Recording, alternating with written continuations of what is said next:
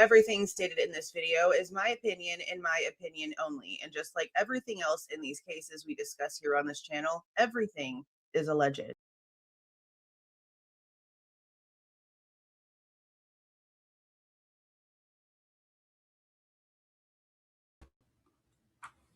Hello.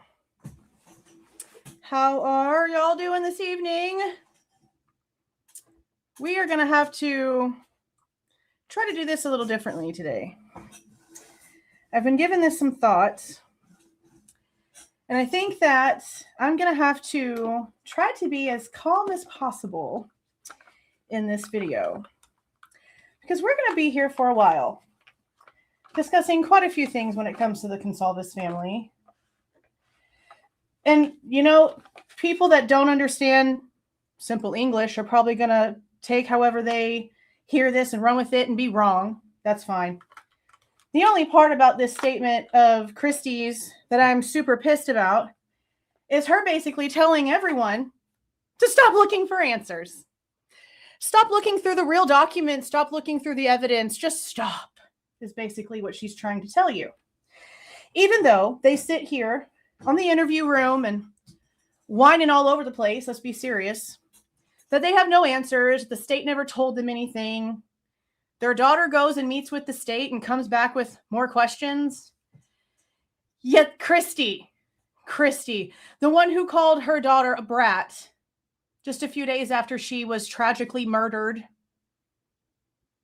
for not wanting to be with Jack, Christy comes out and tells everyone, stop talking about it, while hashtagging For You page that has like 2.5 billion hits on it if you actually click on the FYP hashtag on Facebook, meaning that she wanted that post to get them a lot of traction. I'm trying to fix my camera.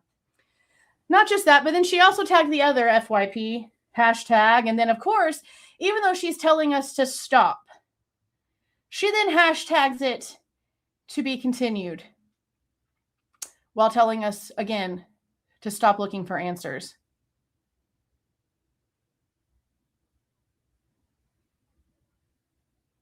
The hypocrisy of these people is nauseating. And it started with who?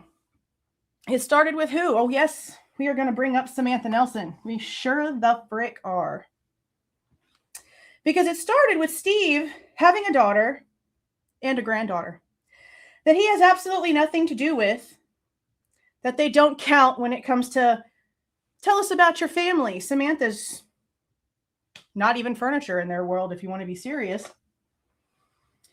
And while they ignore the fact that Steve has a completely other child and a grandchild that he has nothing to do with, they take in Maddie like she's another daughter, and then speaks for her and completely mutes Maddie's family from really having any sort of voice whatsoever. And, you know, at first, a lot of people thought Steve's being heroic. He's trying to get out and he's trying to make sure that he can take the brunt end of everything and that his family doesn't have to deal with it. Oh, nay. No. Because he was basically like bullying his pregnant daughter during all of the original interviews. We've gone back here recently and seen one very specifically where he's hanging back in the back of the couch with his big black jacket on, and Olivia's sitting there and she's scared to death to say the wrong thing. And he makes sure that he corrects her.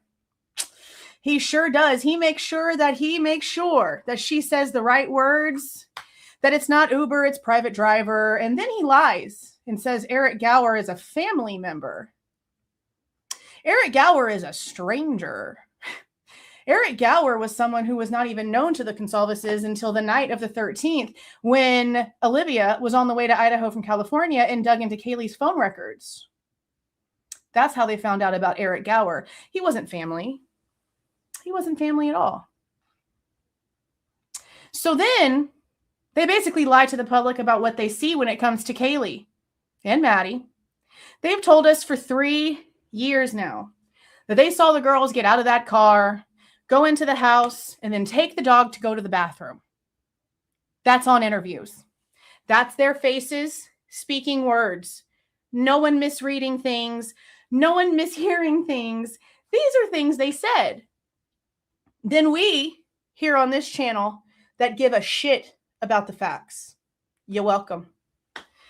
Pay $1,500 for footage that shows that the footage the Goncalves claim to have that shows all this doesn't show shit, actually. It shows a vehicle coming in at 156, but MPD wants us to believe, anyway, that it's completely muted. So you can't hear the car stop. You can't hear the doors open. You can't hear the girls talking. You can't hear the girls going into the parking lot up to the front door. You can't hear anything. So how do the Goncalves know what they did? How do they know? So this entire time, we've been thinking that Maddie and Kaylee took Murphy out to go to the bathroom. No, nay, nay. No. Through interviews, we find out it was actually Bethany and Maddie. And then as drunk as Maddie was, Bethany left her outside all alone. All right around the time of that scream at 2:27. The scream that, again, the Goncalves have claimed to have had the footage in which the scream is in since the beginning. Because they not only have come out and said that they heard all these things and they knew all these things when it came to the girls, but also, they tried to discredit the Linda Lane audio, which I do agree I have questions with. I've been very vocal about that. Something about Linda Lane is still off. So far, and this is just sidetrack for a second, so far, the people that have gone in and looked over the leaked Linda Lane and compared it with the FOIA'd Linda Lane, it's accurate. It's the same. It skips time. It goes back a couple seconds sometimes. It's a mess. And it was legitimately a mess. At least what MPD has and has given us is the same mess that was leaked. We can put it that way, I guess. But Steve Goncalves came out and sent Brett Norton the footage, screenshot, whatever, all of it, if you go back to the interview, saying, hey, this leaked footage doesn't match what we have, and we have a camera that's closer. Okay, well, if you have audio, Steve, then you heard the scream at 2:27. You heard that scream at 2:27. That takes place not one hot minute after the phone call that you decided to lie to the public about when it comes to your daughter and Jack Decor.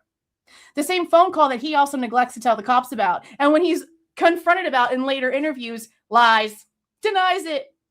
That phone call took place at 2:26. Y'all made the mistake of telling us that a long time ago. As a matter of fact, I think we originally heard that information from your future daughter-in-law. Yeah. As much shit as you talk about true crimers, you're literally about to bring one into the family. Or is that some sort of like defense tactic? Because you don't want people digging into the truth? So you go ahead and bring somebody in that has a big, huge platform to like keep things quiet? Because really, I'm starting to wonder what the tactics really are here. Because it's obvious you don't want the truth about what happened to your kid. Not with the way this post reads. So, we're going to go ahead and do this. Let's read. I recently, and hold on, before I even continue this. This came out yesterday on January 3rd. The exact same day that the New York Times put out their freaking interview article with Bryan Kohberger's sister.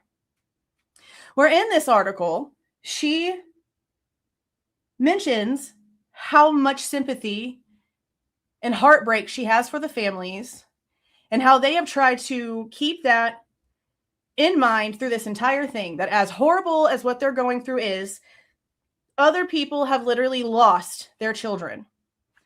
Kohberger's parents can still talk to him on the phone. They can still video call him. They can still hear his voice.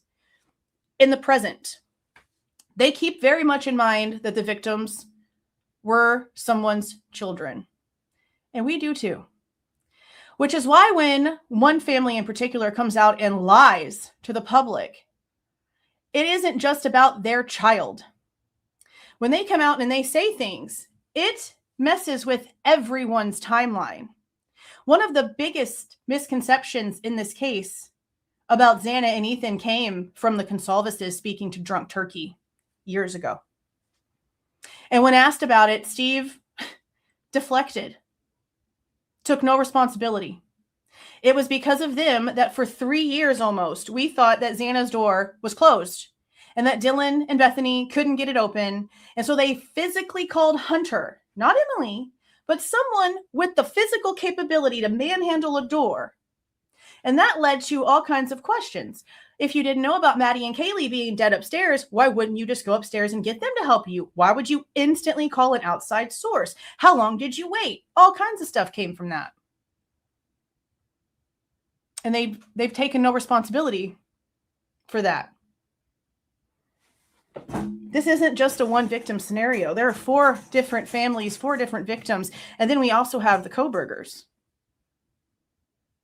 And it's not just the victims that they came out and told stories of. No.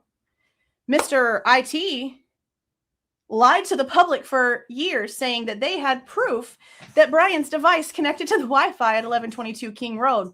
No, they didn't. Again, let me repeat the words that were said by Bill Thompson, the lead prosecutor. Y'all have heard this 1,000 times.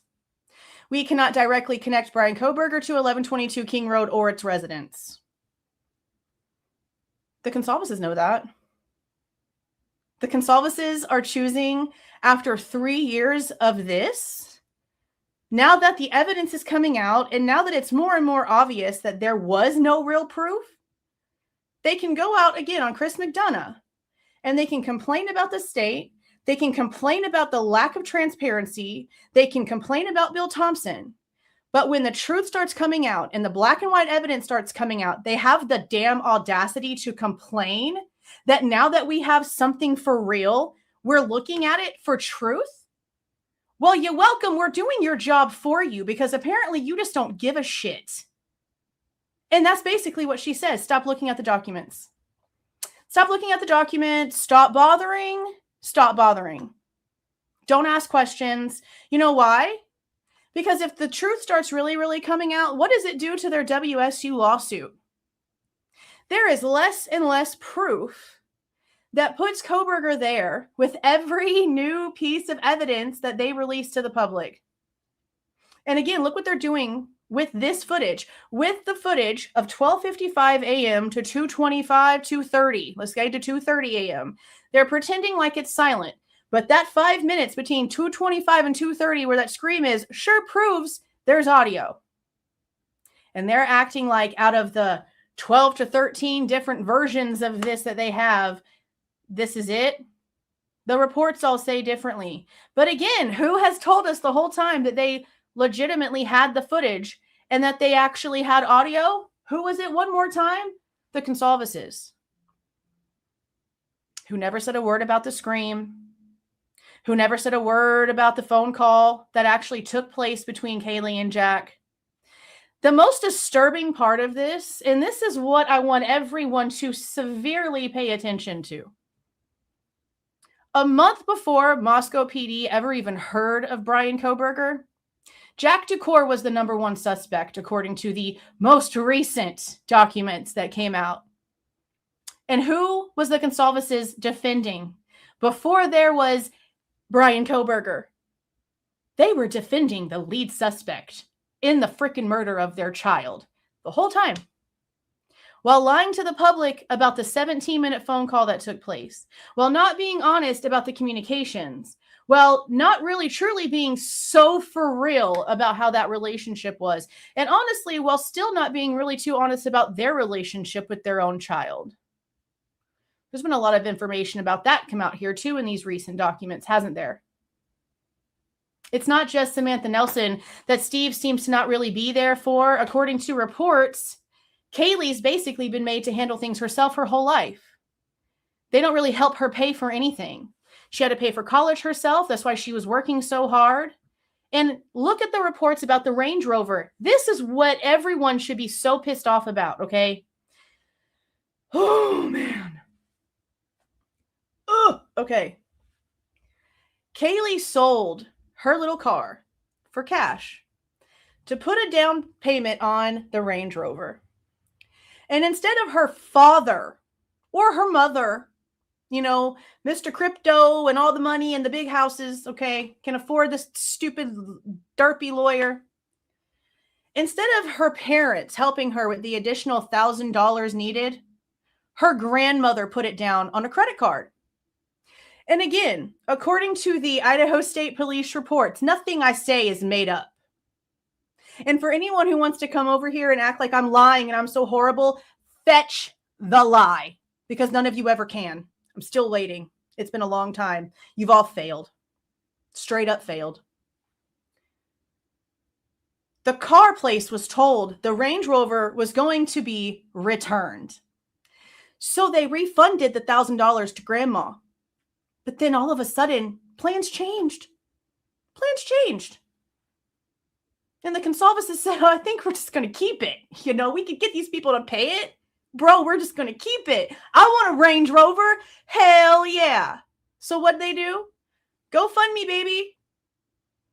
And all the fans that take up for them today through all their lies paid for the Range Rover that they wouldn't even help her put $1,000 down payment for. That the grandma helped her to finish getting. Because Kaylee has had to pay for everything her whole life her own way. And this is in reports from her friends about how distant she actually was from them. There's a reason she wanted to get the hell out of Idaho. There's a reason why she wanted to not leave with Jack and stay with Jack. Jack was her parents' dream for her. That became apparent on interview 1. Now they want to run their mouths. We're going to get to the nitty-gritty of the facts here. Let's go ahead and read this statement.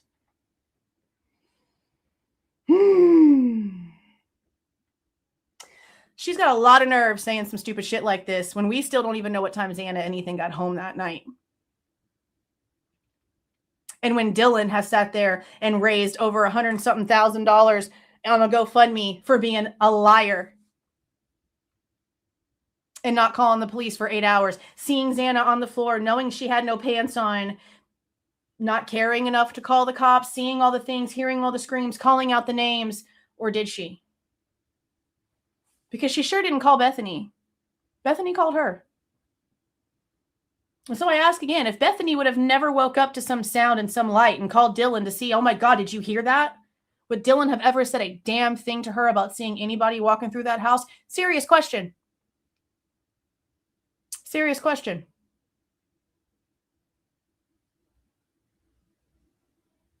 I hate this case. I hate this case so much. I hate this case so much. Okay. Let's read this.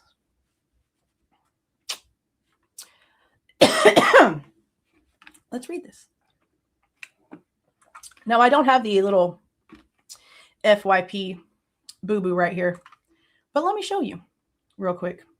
I didn't want to waste my screen with that shit, but I'll show you real quick exactly how she put this on here. Little miss, don't talk about it. Little miss, leave it alone. Hashtagging FYP. That means For You page. Go click on that on Facebook and see how many billions of hits that has. They make me sick. They really make me sick. FYP, to be continued, while telling us to stop. Can we not be? Can we just not? Okay. I'm going to get mad all over again. I'm really trying not to get too crazy. I know I'm ranting a lot, but damn if these people don't piss me off. I recently looked at Kaylee's handprints and footprints that the medical examiner took. It killed me looking at them. I agree, it's probably hard. You know, as her mother, I don't know how much more I can take. A month ago, it was her fingernails and the knife sheath. Yeah, the knife sheath that has multiple DNA on it. Multiple unknown DNA on it. That should matter. The knife sheath where the Q-tip swab in which Bryan Kohberger's DNA was apparently found, and it was the only actual evidence they had, that was resubmitted. And there was no details. There's no information as for why it had to be resubmitted, what happened with the first one, who did the reswab, what area was it reswabbed, what was the date of the reswab. Actually, none of that. Just resubmission, just checked marked and just forgotten about. The only piece of evidence that puts him there was resubmitted with no actual details. But we should leave the documents alone. We should leave the documents alone. Amazing. Before that, it was the crime scene pictures and videos. With the social media shitstorm going through every single document and then people making up their own scenarios, it's disgusting. You and your husband for the last 3 years made up your own scenarios, ma'am. See, we take the documents and we look at the facts. And then we try to come up with a timeline for what actually happened here, because the people that you are complaining about on a daily basis, the people that you go on channels to complain about all the time, that you still to this day probably talk shit about at least twice throughout your 24-hour wake span, because those people are refusing to do it. And again, your own child went to go and speak to them, left with no answers. More questions. So knowing that you yourself have issues with this investigation, how dare you complain that now that the evidence is out, we still give a shit enough to look? The people that come out here and say, oh my God, he pled guilty, just stop. Yeah? What about the lawsuit at WSU? What about the lack of evidence literally everywhere? What about the fact that we still have years of documentation to still go over because it still has to be unsealed? And the simple fact that we have zero answers, that doesn't change just because there's a freaking plea in a sentencing. Let's quote something else that Bill Thompson said. Maybe not verbatim, but it's going to be frickin' close enough. 2 weeks into this investigation, a federal agent tells them, don't even bother asking the guy that we catch why he did this. It's not going to make any sense to anyone with a normal brain, so don't even bother. What? Tell me you're a paid-off judge without telling me you're a paid-off judge. No judge that gave a shit about his oath would have allowed this plea deal to go through without a written confession, without some sort of actual proof. Where's the knife sheath? I mean, where's the knife? Where did you go after this? Where's the clothes that you had on? Write me out a statement. No, we're just going to have them sign this little piece of paper and we're just going to go with it. We're not going to ask why. We're not going to ask how. We don't know. We're stupid. We have no idea. I will go on every interview after this and literally tell everyone who asks me, we have no working narrative. But I'm not going to ask him either. What's the point? The feds told me not to. Yeah, just like the feds told Moscow not to release the freaking interviews either. But we're wrong for asking questions? I could never be this parent. I could never be this person, ever. I could never be this person. I'm almost 40 years old. I have a grown-ass adult child. I do not understand the mindset here. I just don't. I don't get it at all. And my life has not been pleasant. I do not speak from a silver spoon or a silver platter or an easy life. It's been shit, quite frankly, since the day I was born. If you want to be so serious. When I see this kind of crap, there's so many instances of people that really do deserve like all of the empathy and all of the sympathy because they're just sweet and they're down to earth and it's tragic and it's horrible and it's disgusting and you just don't understand how such good people can have such horrible things happen to them. And so many times life just seems so unfair because you see so many evil people and so many horrible people and so many like groups of horrible people constantly just getting away with shit. You see the liars constantly prospering. The people that are willing to stab people in the back, they always end up on top. But the people that really do deserve it never seem to really get it. And all I see here is the families that are actually still asking questions in the background for now, the people that are actually sort of still questioning things, especially now that the information is coming out. No one seems to care that they're wondering what's going on. It seems like the majority of everyone only gives a shit about what the Goncalveses and the Chapins think. And they're the ones who are the ones coming out with the narratives that aren't needed. They're the ones that are trying to control everything. I think for different reasons. But they are the ones who have gotten the most attention, the most love, the most doting on, are the ones who are just going on with the narrative, chastising anyone asking a legitimate common sense question based off of fact, coming out and telling lies the same way that the courtroom literally advised both sides to do about the IGG. That's the common theme. The liars. The liars are the ones telling the story. And how is that fair to the actual victims? Take away whatever you feel about Bryan Kohberger if you seriously have to. Tell me what part of the victim story has been told here. None. 0% of freaking none. Because everything that we thought that we knew is a lie. From the state to the families. Everything. Even down to the story with the Range Rover. Now we're even hearing, oh, Kaylee might have not even been moving to Texas. Multiple people in the interviews. She might not have even been going. She might have just wanted to stay here. I don't know. What?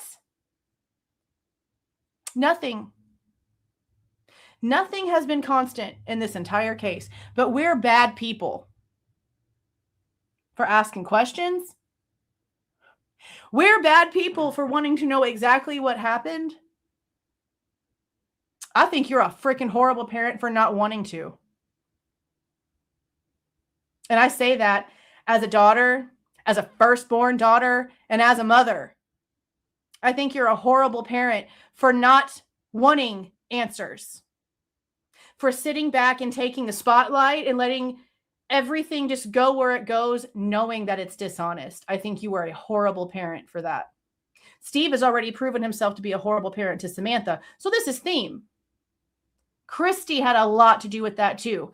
This is who they are. I might be a bitch, but I am not this. And if you can take up for this, then you probably need to look more at yourself. If me being upset about people lying, if me being upset about truth being covered up, if me being upset about families that are asking questions, then coming out and bitching when we're asking the same questions and going through facts to try to find answers, then I don't know what you're here for. I don't know what you're in true crime for.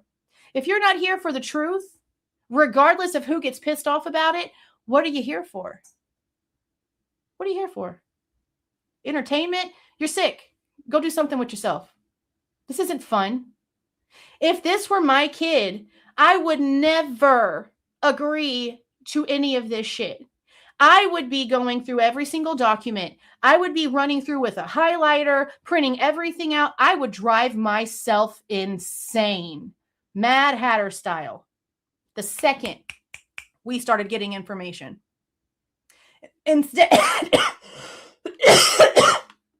they spent 3 years making shit up. And that's a fact.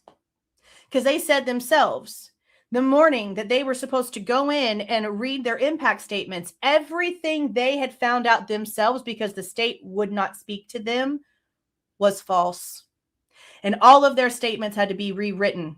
They came out here doing nothing but telling false information, had to rewrite all of their statements, and then have the audacity to disappear. The second that the truth starts actually coming out and they can get their hands on it, they can finally actually get the evidence they've been begging for, and they're wanting to shut it down. If you don't have a problem with that, then I don't know what to tell you. I don't know what to tell you. I have a problem with that. I really do. I wonder if it will ever end. Come out and be honest. Come out and tell us why you lied to us about the 17-minute phone call between Jack and Kaylee.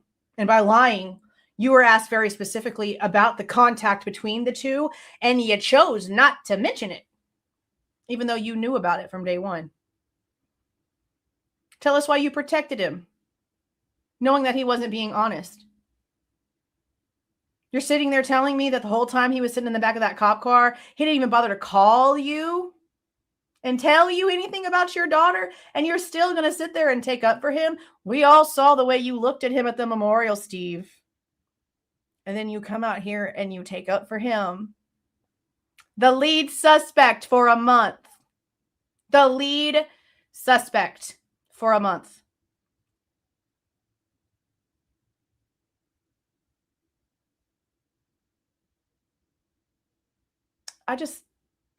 As many times as I have said it, it still pisses me off. Because how? How do you just instantly be like, okay, we're going to hide everything. We're going to make sure that we get this right. We're going to get this right. We got to use the right words, everything. The dishonesty here is disgusting. To pretend like you're this super alpha great parent when the story is coming out after the fact, now that the reports are coming out, are proving y'all didn't really have a good relationship with Kaylee. She was trying to get away. She was used to doing everything by herself, and she was tired of probably living under y'all's bullshit. We see what you do with Samantha. You don't want the truth. You don't want the mud about your not so perfect family coming out. Or maybe if you wouldn't have came out under false pretenses to begin with, none of that would be happening. None of that was needed. Everyone felt bad for you. Everyone's hearts were breaking for you. It wasn't necessary. And now you've created a huge mess that you can't clean. You can't clean because you don't have the balls to. You refuse to. And as much as you sit here and you criticize true crime, honey baby, what the hell do you think your daughter was? How the frick do you think that y'all found out about Chronicles of Olivia? Or did you forget that y'all told us that story, you hypocrites? It's only okay as long as it's not you. Right? Unbelievable.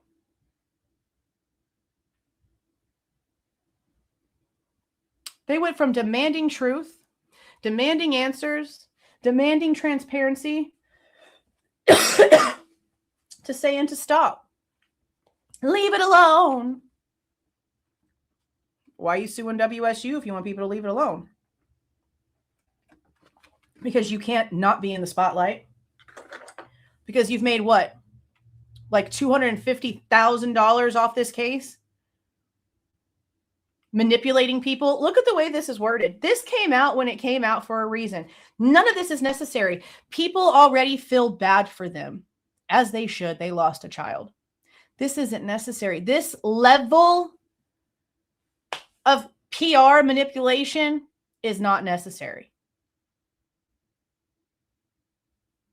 But like I said in my community post, if they would come out and be honest, if they would come out and tell the truth,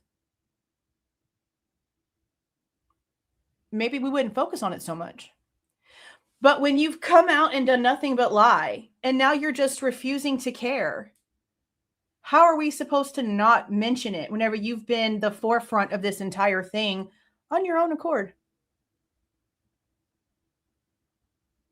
On your own accord. All we're asking is for the same accountability that you're wanting from the state. I don't see the problem. What's good for the goose, right? Come out and be honest. Do it on freaking Interview Room. Do it on your own. Do a video on your freaking own. Just be honest. Admit you had it wrong. You didn't know as much as you said that you did. Cool, we get it. But the fact that you're doubling down, just like MPD is doubling down on their lies, that does not look good for you. It doesn't.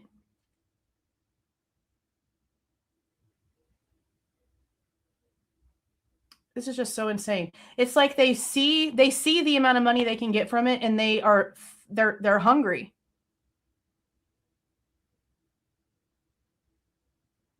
They don't want the truth out because it would ruin everything else they think they have going.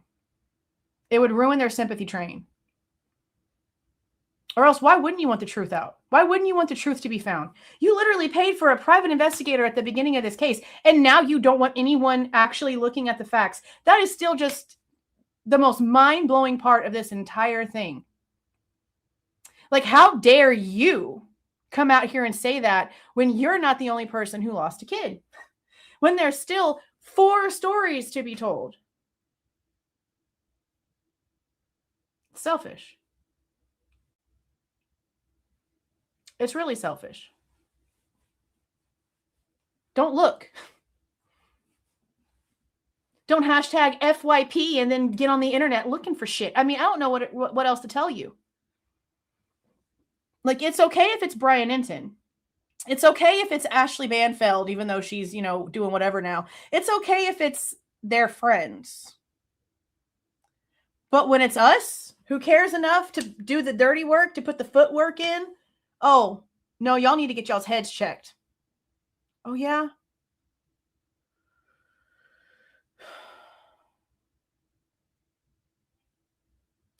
It's amazing how money can make you stupid.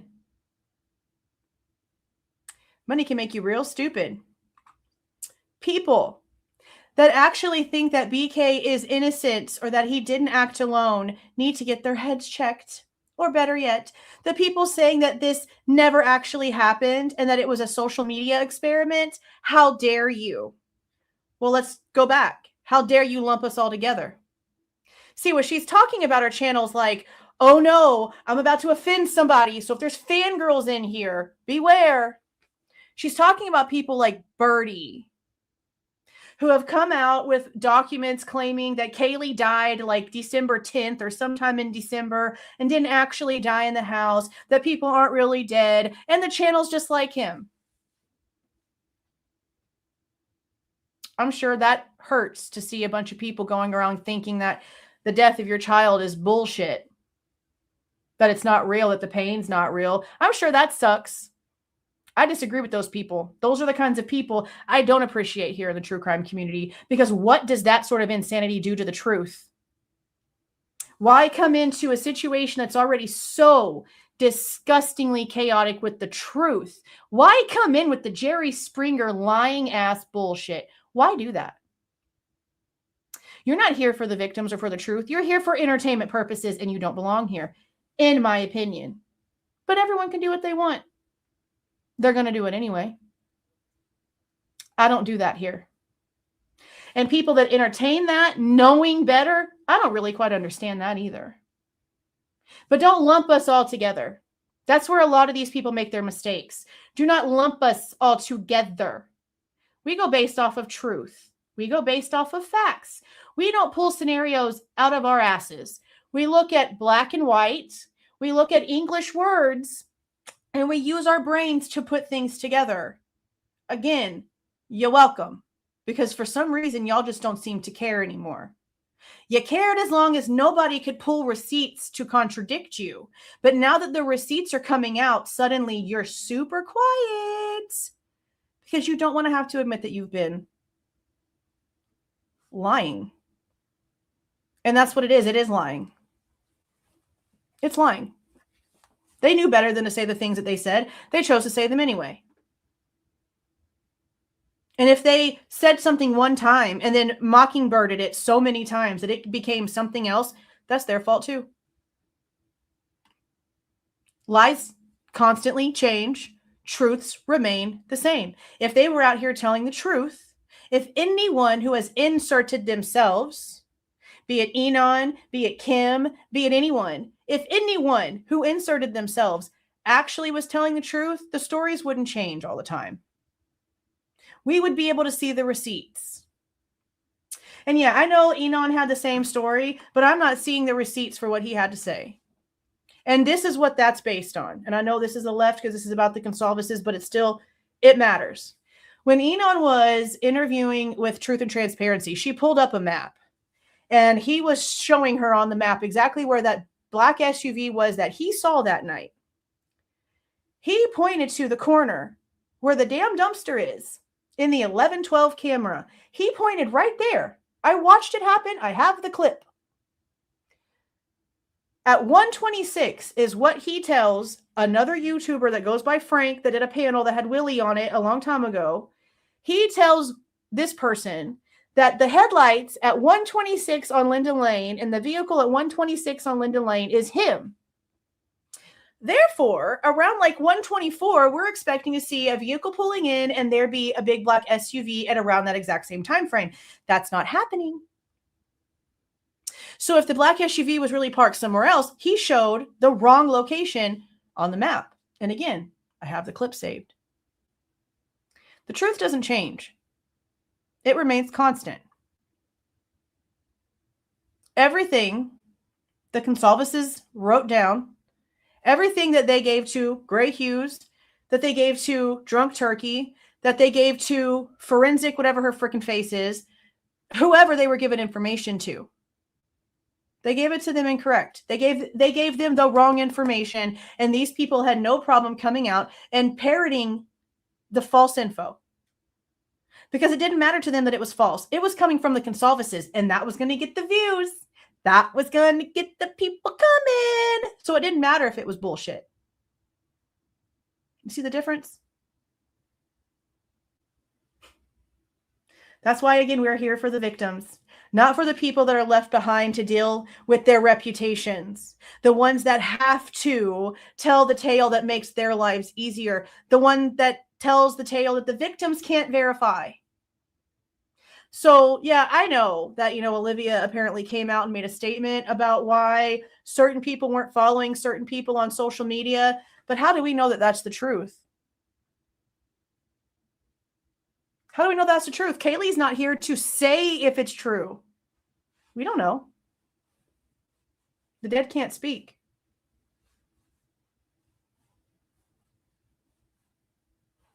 And as far as Kaylee's mother goes, she doesn't want anyone to help her daughter speak. She's perfectly okay with her being kept silent. That's what this says to me. Don't give my daughter a voice. We don't want to deal with it. That's what this says to me. I could never. How dare you? Yes, how dare you? Get a brain of your own and quit letting other people think for you. Your favorite YouTuber or TikTok friends are making, hold on, I got to hide the comments here for a second, guys, are making a living off of my daughter's murder. Mrs. Ma'am, Grandma paid the down payment for the Range Rover, got $1,000 put back on her credit card, and then you, who did shit to help your child get that Range Rover, said, hold on, we're going to just get a GoFundMe and we're going to pay this entire car off, even though she only owned it for 72 hours. And even though we didn't help her get it, that's what we're going to do. And everyone's going to pay for it for us. How dare you? How dare you? They don't want this to end anytime soon. They want this to keep going and keep stirring the pot. What pot? What lies have been told? These are court documents. This is video evidence from Moscow Police Department. These are FOIAs being responded to by the FBI, by Idaho State Police, by the forensic lab director himself, by people at Moscow Police Department. What lies are being told? Yeah. You don't want this to end. That's why you're suing WSU, because you can't help yourselves. You can't just grieve your daughter and maybe just freaking maybe try to heal Samantha a little bit and realize what bullshit parents y'all have been.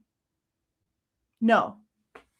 You want to come out here and try to manipulate everyone right after Bryan Kohberger's sister comes out and speaks. You just had to. That's sick. You had to put a post out to get attention back on you because you just couldn't handle it. That is sick. That's what's sick. Let's be so serious. How are they going to pay their rent when they have nothing else to talk about when the money stops coming in? I don't know. Maybe our actual jobs. You know, the same things that y'all claim to have, but you're literally living it up in the high life with all of your fans' money. Let's also not forget that as the house was being demolished, Steve and Steve Jr. were off on an island vacation, just the boys. They couldn't put that same money into stopping the demolition. Oh, nay. They couldn't have Shannon Gray go in there and file a motion. Oh, no. They went to some island somewhere. That's all over Facebook. I'm not making that shit up either.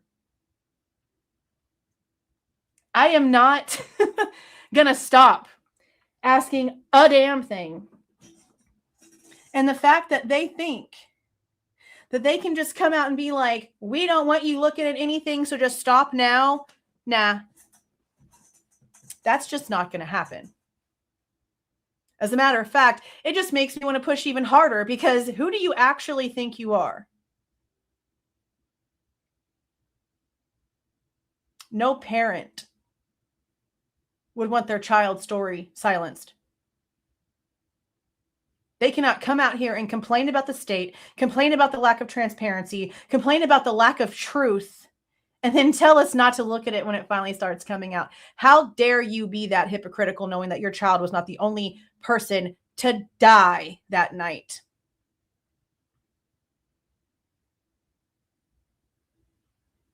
I could never be this person. I'd rather be this bitchy asshole that I am now than ever be that kind of coward. That's just the truth.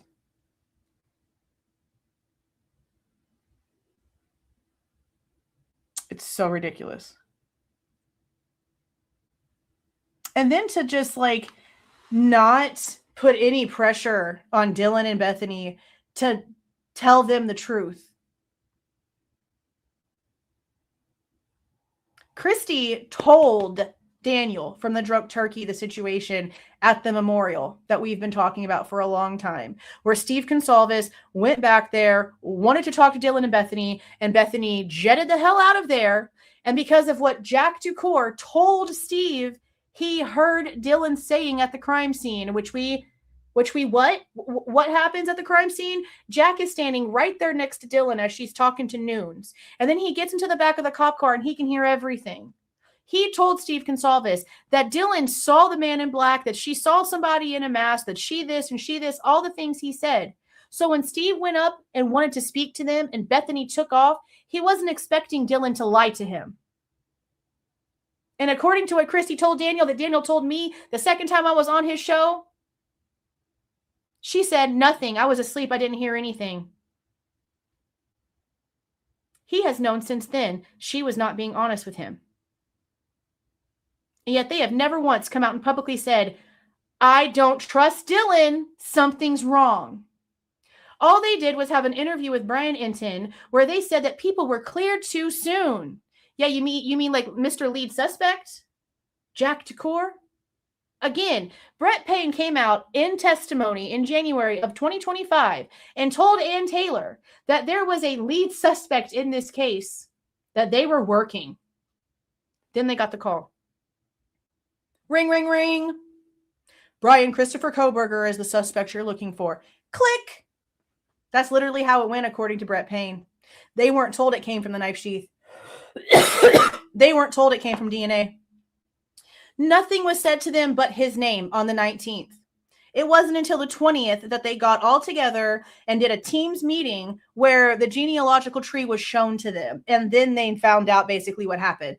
Brett Payne even says in the transcript, he was never told anything about it being Bryan Kohberger's DNA on the knife sheath. None of that was said. None of it. And then, of course, he's the one that the state and the prosecution picked to tell the lie about the IgG to take the feds completely out of it. But again, the feds did this entire case.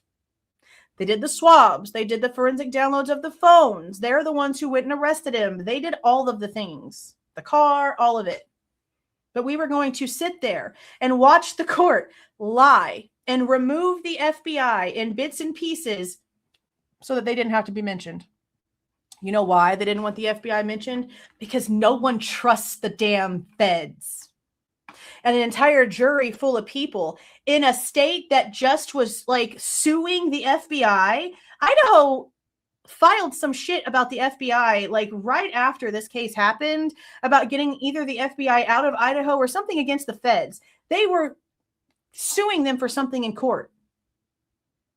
Idaho doesn't like the FBI. They couldn't have an entire jury here. Oh, the FBI did that, and the FBI did this, and the FBI did this. No, they weren't going to trust that shit. No one trusts the feds. No one. You hear the feds are involved, and you instantly are just like, okay, you're waiting for it. Let's be serious. But who was there before the chief of police? A fed. Before Chief Fry even got back into town? A fed. Who got a call from their blood relative that their daughter was shot and killed and they didn't leave their house? The Goncalveses. Who was home and awake with several able adults and got a phone call from multiple people telling them that their daughter was dead and still no one left the house? The Goncalveses. Who else turned on the news and saw their daughter's house and the cops and all the things and got the alert and all the things and still no one left? The Goncalveses. Who was sick for the first time in their entire marriage the same morning that their daughter was brutally murdered? Steve Goncalves. At the urgent care with some sort of stress-induced rash thing all of a sudden. The same morning that Kaylee dies. First time in their 20-something year relationship. He's sick.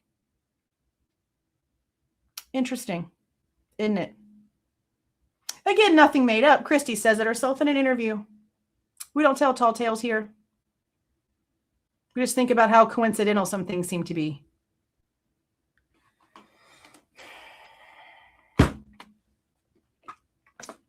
The Goncalveses have told stories since day one.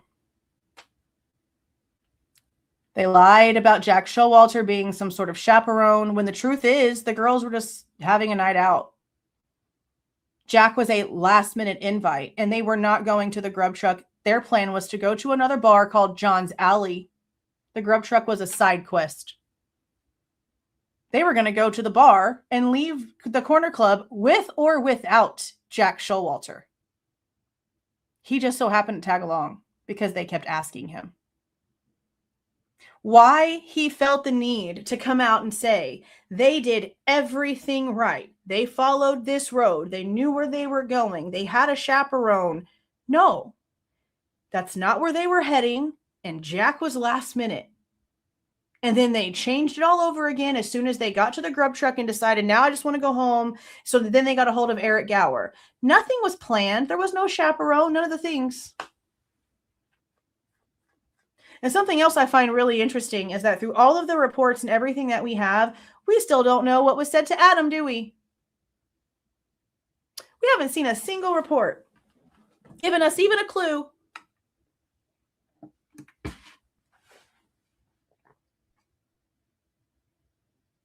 And remember, the Goncalveses came out with a story about that I'm sure at this point they made up. Because that's what they do. They make shit up. And then they turn around and they criticize us for speaking facts. Just because you don't like it doesn't mean it's a lie. Just because you don't like it doesn't mean that it's false. Just because you don't like it doesn't mean it's a conspiracy. Maybe you don't like it because you're here for the wrong reasons and facts don't matter to you.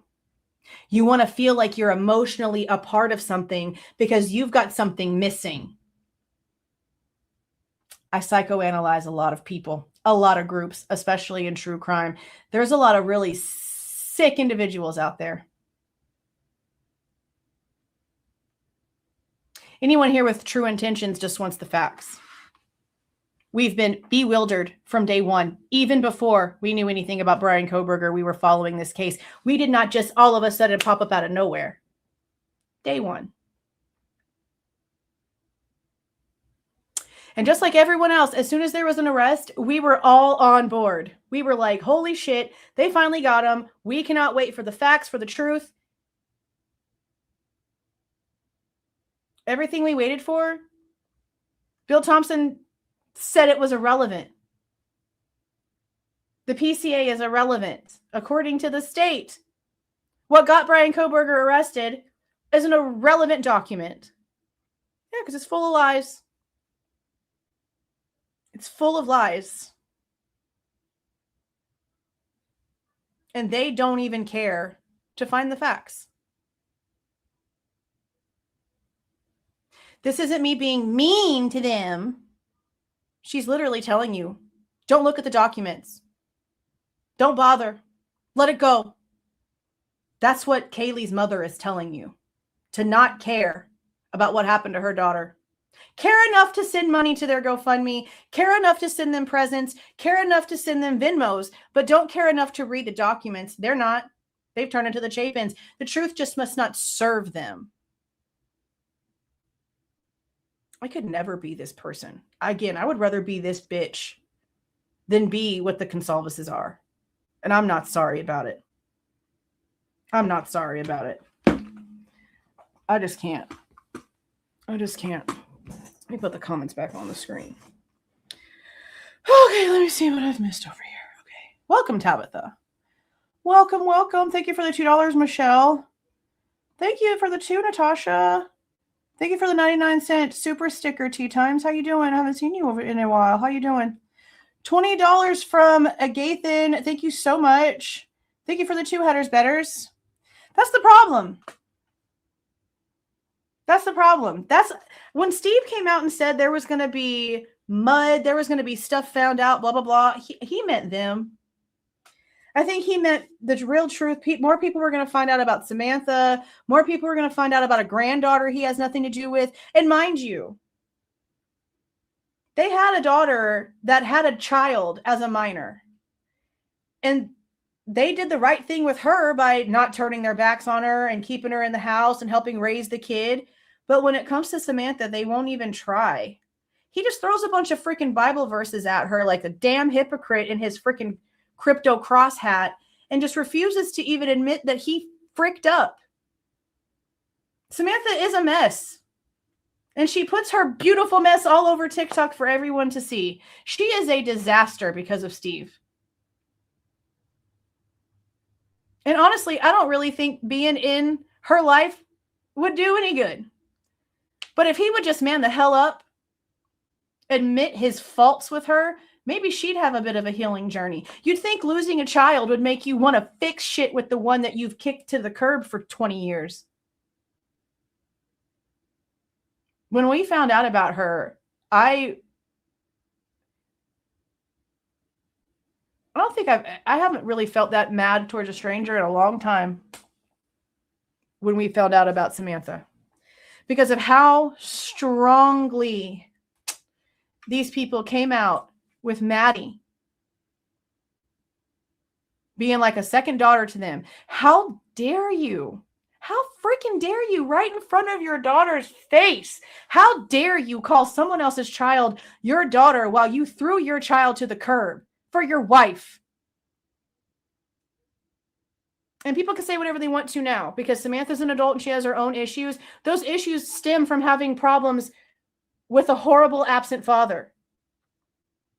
Prove me wrong.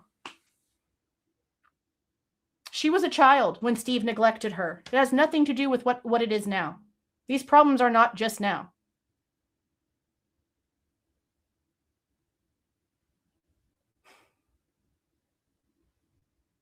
Stop looking. Stop trying to answer questions. The same questions we have, stop trying to answer them. Stop looking at the facts. Stop looking at the documents. Just stop. Just stop it. You first. Try being honest. You first. Welcome, Chris. Welcome, welcome. Welcome, Danny. Welcome, welcome, welcome.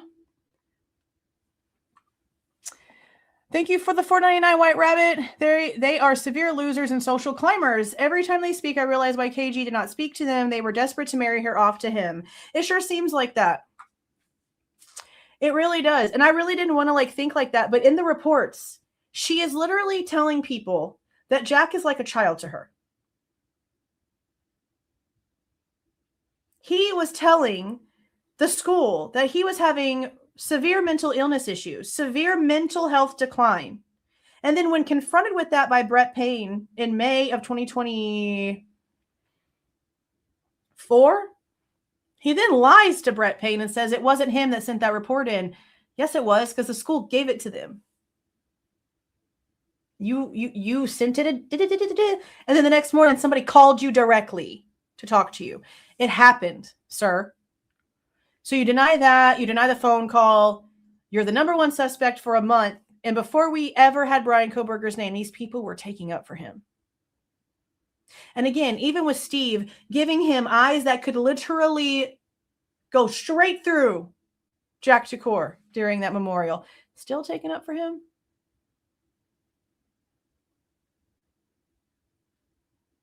That's weird, bro. Your daughter was killed and beat to where the police didn't even know what they were looking at was human.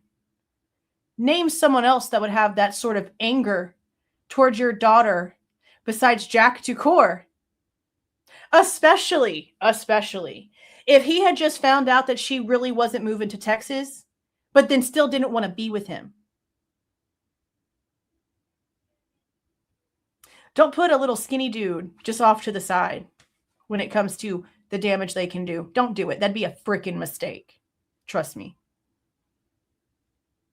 There is no one else that would have that sort of hatred towards Kaylee. And they knew how badly she was beaten. There's no way that specific details weren't told to the families. She was cremated for a reason. They couldn't do a viewing. They knew. So they can't sit here and say, oh, Maddie's mom said if she would have known, if she didn't know, you chose not to tell her.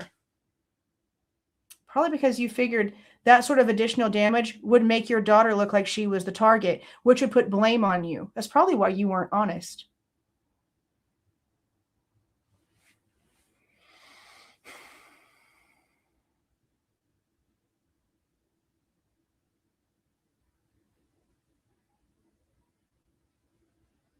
I can't stand that I remember all of this shit. So much of this is so irrelevant to what actually happened, but then extremely relevant at the same time because it's what's been told to us that's caused even more confusion.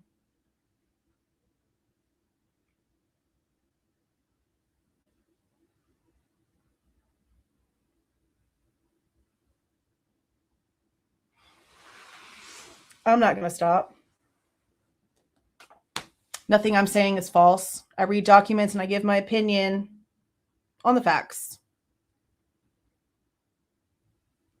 If they don't want to look at the facts, that's their problem. But don't come out here trying to tell us what to do. Because last time I checked, it was our hard-earned money that was paying for these FOIAs, that was paying for the facts, that was paying for the information, and y'all's easily earned victim money is going on vacations and Botox and weight loss while we're over here trying to find the truth.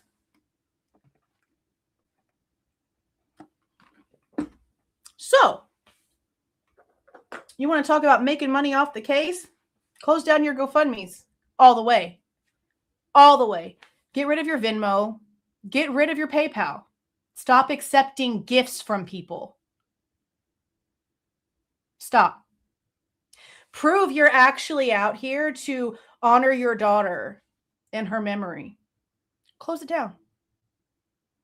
Bet you won't. I bet you won't. Instead, you'll keep running your mouth, telling everybody about your other children's business and posting your daughters in their bikinis all over Facebook and telling everyone where your other daughter goes to college, like you didn't just lose a child at college and you have no common sense at all. You know, all in the name of attention, of course.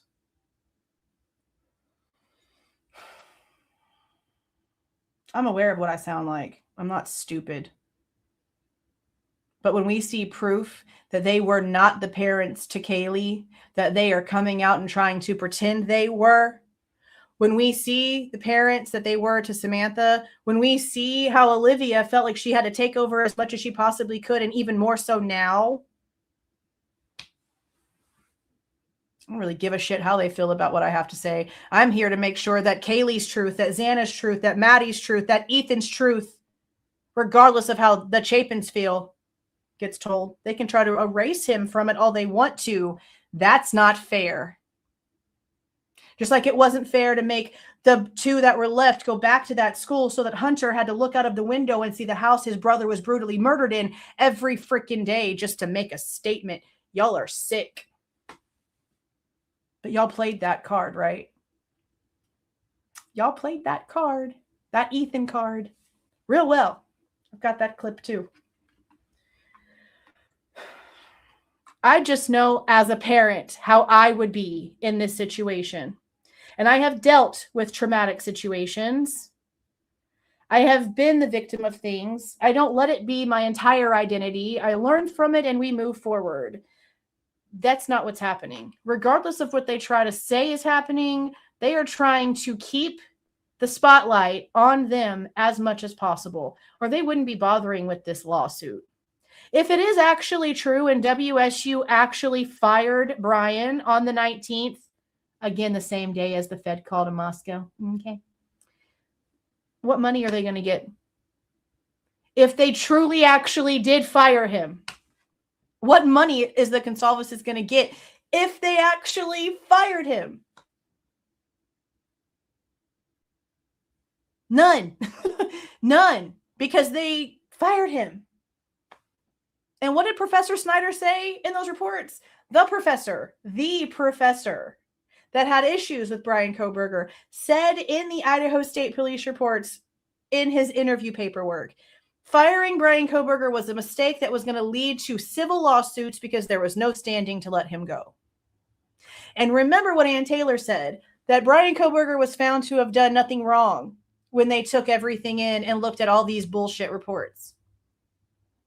So if he did nothing wrong, but then was suddenly fired on the 19th after he'd already left and was grading papers while he was in Pennsylvania, you can bet my fat ass that they called WSU and told them, hey, he's a suspect. You want to give us some information? And so WSU could cover their fat asses. They went ahead and put it on the books, so they fired him on the 19th. And that's why Professor Snyder, who didn't even want Bryan Kohberger there at the end of the day, said what he said. This is going to be a lawsuit. Then it was, just not really the one that he was thinking it was going to be. Again, not made up things, very factual and very available to the public at no charge. The links are in the description box of every video. For those who are doubting anything that I say, go fetch if you want to prove me wrong. I don't know what's going to happen with this lawsuit. I know the only reason why I wouldn't be against the lawsuit is if they start asking for things that matter when it comes to this case. I just don't know the kind of jurisdiction that they would have for that. I'm going to assume that since the basis would be that they didn't do their job to get rid of him, therefore him still being there, blah, blah, blah. I guess that's what it is. I don't know. That's what I'm assuming. So they would have to have like all the actual proof, right? Or do they only have to have the fact that there was a guilty plea?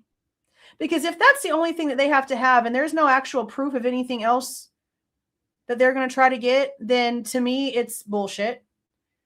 But if they actually go in there and they start getting unredacted information and they start digging up the truth, whatever, let's go. Let's go for the discovery. Let's see what happens. But if I don't see that happening, then my tune for how I feel is going to change real quick. Y'all already know. I go with the facts. And that's what an opinion is. So there's a difference between an opinion based off of factual information and somebody making up bullshit. That's something else that a lot of people seem to not know the difference of, which causes a lot of chaos out here in the realm of true crime, is people not understanding the difference between lots of different things. Lots of different things. That's for sure. 6 months fly high. She sure don't act like her mom. She's milking it. Yeah. She really is. She really is. New member Joe Mom, thank you for joining. Thank you for the 1999 White Rabbit. The Goncalveses love the cash cow. They absolutely savor, my opinion, the concept of their black sheep being slaughtered and her blood lining their pockets. KG was going to live it up. She washed her hands of them, and she was correct. Apparently, she did. That's all of the reports. She didn't really talk about her parents, and what she did say about her parents was that she's had to pay for everything her whole life. They didn't help her pay for college. They didn't help with anything. That's why she always was working. And remember what we were told about her, that she was always hustling, that if there was a certain pair of shoes that she wanted, she'd go out, she'd do the extra jobs, the extra chores. She was always figuring it out. And they made it sound like she just had this, like, oomph about her, which she might have. Obviously, she did. But maybe it wasn't by freaking choice. Maybe it's because she had to. That's what it seems like.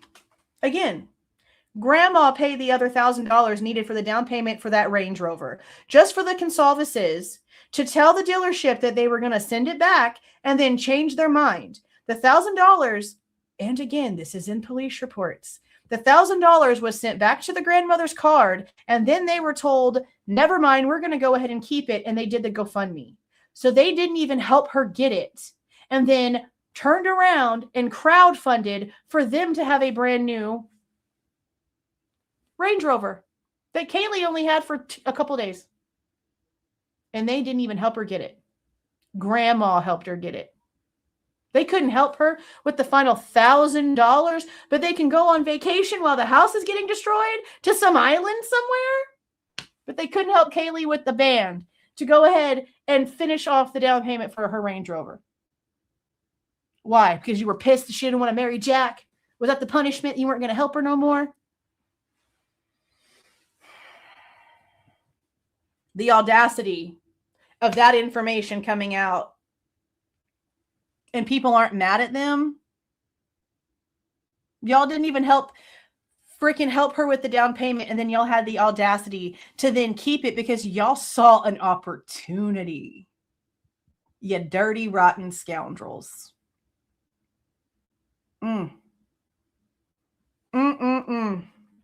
Thank you for the 5 gifted memberships, Wicked, Wild, and Wise. I appreciate that. Thank you for the 1999, Lottie Dot. 100% agree with you. As a mom of 2, I would be auditing everything with my highlighters. I would be spending so much money on ink.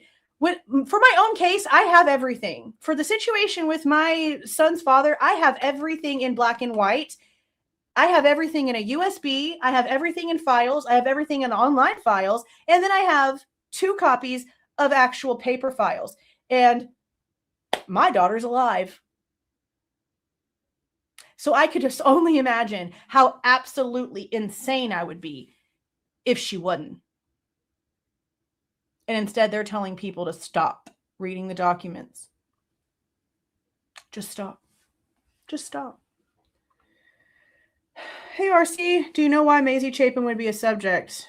I think that at first, they made them all subjects. It was just the way that they had everybody labeled. Everybody was like that. It had like Jack Tukor as suspect, and then everybody after that, including Dylan and Bethany, were subjects, and then at the bottom it had the 4 victims. That's just how it pretty much, like, they all were written that way. It just basically means just like person. Right? If I was a part of the crime, I would support the lies. But see, that's the part that I'm really confused about, because I don't know the story. Okay. I don't know what the story is. I can't sit here and say 100% that I know what the story is. When it comes to, this is where I feel like I'm going even like more crazy. When it comes to what happened that night, as much as I don't want to think about a 2 situation, I can't figure out a way to put them together. When it comes to like the frat stuff and the way that the university took everything over, it makes a lot of sense when it comes to Xana and Ethan. But then whenever you try to connect that to Maddie and Kaylee, it just doesn't work. But that's also Also, keeping in mind that we don't have all of the information. We don't know who was actually involved with what. We don't know who was doing things that they weren't supposed to be doing. Those are the facts we don't have. And if people would have been put on the freaking stand and asked questions, those were the freaking little pieces that we would have eventually had to put the puzzle together. So because so much truth has been hidden, we don't know which way to turn, which way to look. All we know is that they don't have a narrative. They can't prove anything.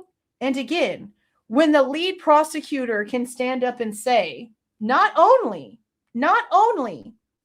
we cannot directly connect Bryan Kohberger to 1122 King Road or its residents, but when he also says, when it comes to the pings, those towers cover such a large range of square miles, and there's such a vast amount of people in that coverage area, we don't know where he was. All we know is that he was using the same phone tower. Yeah, he could connect to that tower from the living room, from Walmart and Pullman, all kinds of different places.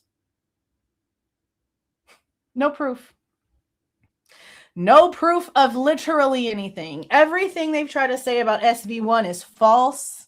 Every piece of evidence they said they had about Xana's timeline, they don't have. They lied to us about every aspect of this case. And again, we were not only lied to by the state, but then we were constantly lied to by the Goncalveses. And not just about Kaylee, but about Maddie's timeline. We were told things that messed with Xana and Ethan's stories, all from a family that's now telling us to stop looking.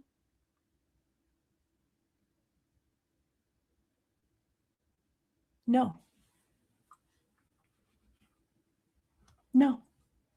Hey, RC. Oh, it's the same question. Well, thank you for the $9.99, but there is something else with it. Okay. I did notice that the paperwork that we did get did not have Hunter's name on it. And I don't know why Hunter Chapin's name isn't on stuff. And I also know that when it came to the lawsuit that was done by Maddie's mom, that the Chapins then piggybacked on in order to take the bedrooms and stuff like out of the way. Hunter didn't have like a letter. Like he didn't join in. Hunter didn't join in either. So I don't know. And I've also been told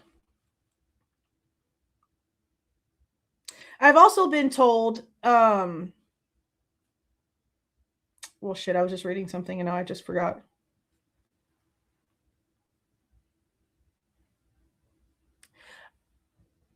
Did you see BF gave verbal consent to dump the phone? The others gave consent in person. Yeah, she she was already out of state. Like she was out of there. But also Jack Decor. There was a problem with his phoned up information that we found in Mowry's unredacted reports that we went over the night that they deleted all of the new files that they posted because they didn't redact anything. They kept social security numbers and email addresses and phone numbers in those documents, and they had to snatch them up real quick. Those documents, yeah. They said that the phone basically like went to a certain location in order to be worked on. And then when Mowry called that location to get like an update on it, that's when he found out that it wasn't there, that another department, I think like the Spokane Sheriff's Department, I feel like it was Washington then took it from ISP and then brought it to Wawa Police or some like native name police place. And they're the ones who actually did the forensic dump on the phone. But because the search warrant wasn't updated with the information, there was like a problem at the bottom of the report about how the search warrant was like invalid. So does that make like the information that you got from it invalid because you didn't have the search warrant first? And how do you not know where the phone is going? Like you're the lead guy who's responsible for all of this. And they're just allowed to willy-nilly send that phone all over the place without telling you first? What? Like we've seen how pathetically unorganized this place is. Now, also, I'm hearing through the grapevine, and I do not have confirmation because it is the weekend. I have no confirmation because it is the weekend. Maybe by tomorrow I'll find something else out, but I am hearing someone got fired for what happened. I am hearing from two different grapevines. Somebody got fired for those documents being out there unredacted. And if that's true, they should have been. I just don't know if it was Boise's clerk of court or if it was Latell County's clerk of court, because the case is over. I don't know who's doing the unredacting and the posting. I don't know who's responsible for that. Because like the defense has paperwork, the state has paperwork. I don't know if they're responsible for their own redactions, but I'm hearing somebody lost their job for that mistake, which they should have. Lots of people at Moscow need to lose their job because they have no clue how to even adult. They have no clue how to organize. Their folders are all over the place. No one is on the same page. Nobody seems to know who's responsible for what over there. They just pass the buck all the time. Nobody knows shit when it comes to the freaking police department. There's no telling how like screwed up so many other cases that they've handled are. Like for real. Holy crap. But all of the phone stuff, I would like to go back and get all the rest of that too, because when I read that one about Jax, I was like, so y'all didn't even do the search warrant correctly for his phone information. Does that mean that you can't use his phone to prove that him and Kaylee were on the phone for 17 minutes? Would you only be able to use the information coming from Kaylee's side of things because you didn't have the search warrant done correctly? I have questions. And never mind the fact they also did not fingerprint Jack Jacor until May of 2025. That's also in the documents. So he was the lead suspect and they never even fingerprinted him. They came out and like put him on the website. Remember the website that the police had in the very beginning of this? They put him as one of the cleared people. The Goncalveses even admitted that he was one of the cleared people, but then when complaining about how people were cleared too soon said, we just want to make it clear that we're not talking about Jack Jacor. Well, you should have been. Why? Why were you sitting there and acting like it was just so impossible? What did you know? What did you know that made you want to just protect him and not tell us about the phone call and tell us that you stripped him naked and took photos because you just had to be sure? I don't believe you. I think you probably looked at his hands. I feel like you probably looked at his legs because he wore shorts over there, but you didn't strip that boy down. I don't believe you. I don't believe you. Not one bit. Hey there, Gail. It is very freaking exhausting. Well, welcome, Miss Mommy. Thank you for the 10 shenanigans. Thank you so much. SG obsessively spoke on Maddie more than KG. It is really interesting how he had the audacity to come out here and do that, knowing he's got another daughter that he's completely done shit with her whole life, watching him say those things on screen, while also feeling heartbroken as shit because she just lost a sister that she never really truly got the opportunity to even really be around. Because by the time she got the chance, Olivia was just like Christy. The way she talked to Bryan Kohberger in court is the messages that I have between Kaylee and Olivia talking shit to Samantha. I've had those messages for years.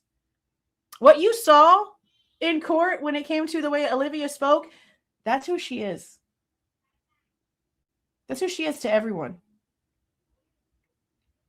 She's just like her mom.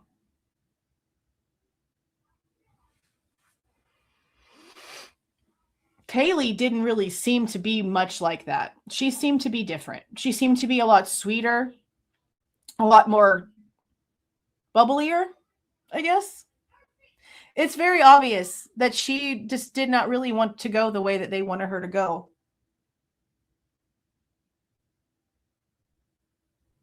And like I've mentioned 1,000 times, Christy rubbed me the wrong way on day one when she came out and called Kaylee a brat for not wanting to be with Jack.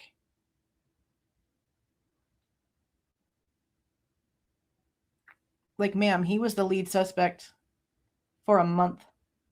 The only reason they stopped looking at Jack is because the feds gave them a phone call. And that came from Brett Payne. He said that in January, that they were working the lead suspect and then the feds called them and they shelved it. So Jack was never cleared. He was shelved. He was never cleared. He was shelved. just like the rest of the unknown DNA. Because remember, the Idaho State Police reports have a lead number 1 suspect above Bryan Kohberger's name that's listed as number 2 all the way through to summer of 2025 when Jack got fingerprinted. That's a fact.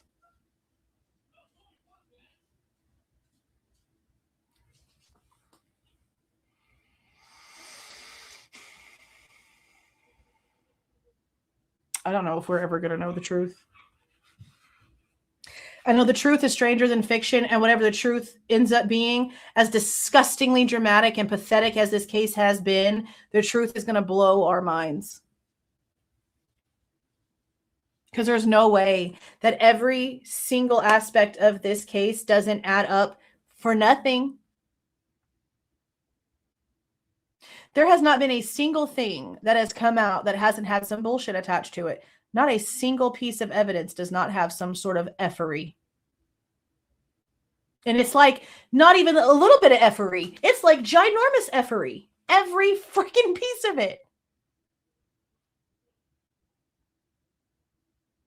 It's not made up. We're not reading into it.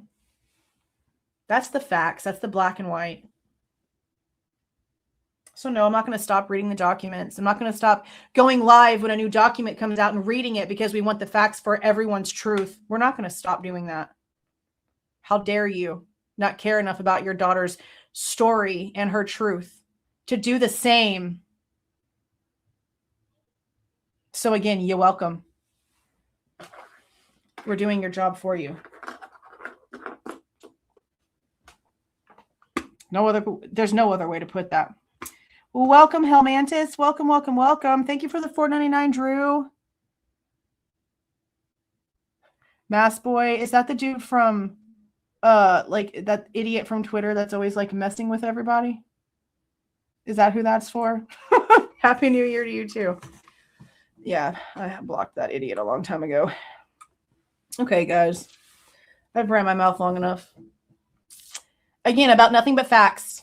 I dare someone to find a lie. Find a lie. Find where I lied in anything when it comes to this video or anything else. I have maybe given an opinion that ended up changing when a new fact arose, or I realized I read something incorrectly, or I looked at something incorrectly, and then my opinion recalculated as it should. But I have never came out here with some bullshit. Never once. You might not like my approach, but you can't say that I'm a liar. Let's be so serious. I'm going to get off of here. I am going to get off of here. Well, welcome, April. Well, welcome, welcome, welcome. You guys have a great night. Try to relax. I know I'm going to try to relax. I'm going to go watch some comedy. But I needed to address this because this was pathetic. To say, basically, don't go through the documents. Don't read the documents. Everyone that's talking about this needs to get their head checked. We're not the ones who came up with a bunch of bullshit for 3 years straight and had to keep up with the lies. Who's really screwed up in the head? The people trying to find the facts or the people that came up with a bunch of bullshit? I'd say the bullshit makers are the ones that need the help. I'm just saying. All right, you guys. Y'all go have a great night. Tomorrow's Monday, the first Monday of the year. Try to make it count. I'm going to actually go out and work out on my exercise bike in the morning. It's in the garage, which is why I really just tried not to, because that means I have to like fully get dressed to be outside around the peoples and then in the sun and then down the driveway. And I got to open the garage door and it's a lot of effort in the morning. But I'm going to try. I'm going to try to get my ass up and do more. That's the goal. That's the goal. You guys have a great night. Have a great Monday. Try not to let it stress you out too much. Thank you for the $9.99, Miss Blackheart. I appreciate that so much. We are here for truth, and we are going to continue to be here for truth. And if the truth pisses you off, then you really need to look in the mirror and ask yourselves why. I'm going to go ahead and roll this out. Please do not forget to leave a like on your way out and subscribe to the channel if you are not subscribed already. All right, you guys. See y'all.